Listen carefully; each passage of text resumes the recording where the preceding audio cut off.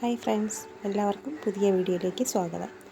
ഇന്ന് എല്ലാവർക്കും വളരെ പെട്ടെന്ന് തയ്യാറാക്കാവുന്ന സാമ്പാറാണ് കാണിക്കുന്നത്.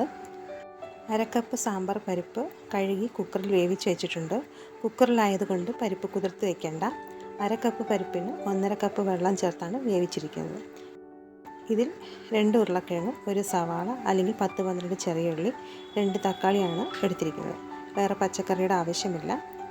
ഒന്ന് തിളച്ച് വരുമ്പോഴത്തേക്ക് കുറച്ച് ഉപ്പ് കൂടി ചേർക്കാം. അത് വേകുന്ന ടൈമിൽ നമുക്ക് സാമ്പാർ പൗഡർ ഒന്ന് പച്ചമണം മാറാനായിട്ട് ചൂടാക്കി എടുക്കാം. ഇത് നേരിട്ട് പരിപ്പിലിടുമ്പോൾ കട്ട കെട്ടും, അതുകൊണ്ട് കുറച്ച് ചെറു ചൂടുവെള്ളം ഒഴിച്ച് എടുക്കാം.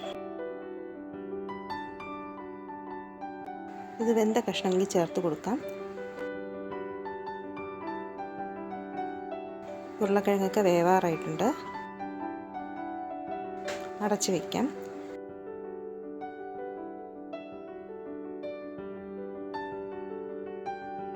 വെന്ത പരിപ്പ് ചെറുതായി ഒന്ന് ഉടച്ചു കൊടുക്കാം.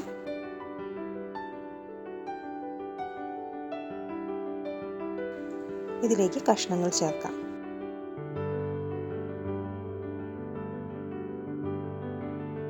ആവശ്യമുണ്ടെങ്കിൽ ഉപ്പ് ചേർക്കാം.